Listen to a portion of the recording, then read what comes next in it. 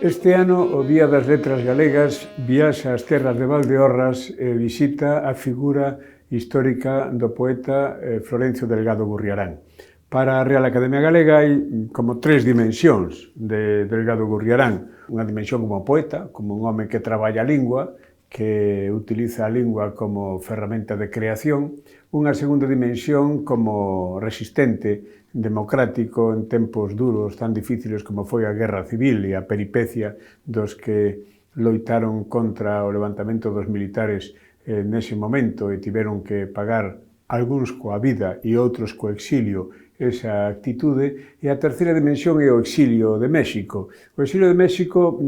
para nós é importante e para a memoria histórica de Galicia é moi importante porque é a primeira vez que a Real Academia Galega no Día das Letras Galegas visita esa realidade que foi o exilio de México, onde non está só Florencio Delgado Gurriarán, pois estamos pensando en Luis Soto, estamos pensando en Carlos Velo e o mundo da cinematografía primeira que ali se está creando. Estamos pensando nos irmáns Bilbatúa que marchan de Vigo pola Coruña tamén camiño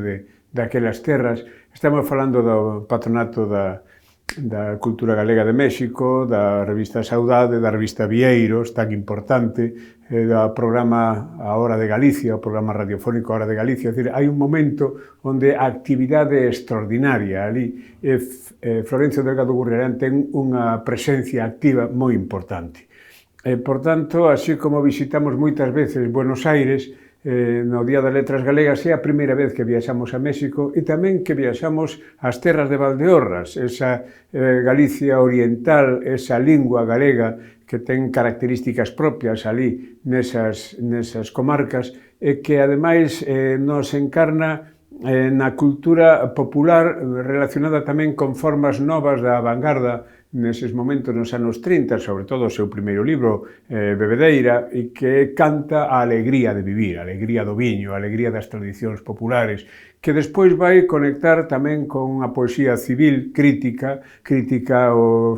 castrapismo, crítica aos caciques, crítica á visión dunha Galicia, duns que querían negar a Galicia, é dicir, todo ese mundo que se resume na biografía dunha persoa, dun poeta, dun creador, e algo que nos vai dar oportunidade de, ao longo deste ano, e anunciada con esta serie, que son as Vieiros de Florencio, onde queremos recoller testemunhas semanalmente de diversas persoas que tiveron, se non relación con el, polo menos relación ca súa obra, vai ser unha oportunidade para que descubramos unha dimensión nova e rica de nós mesmos.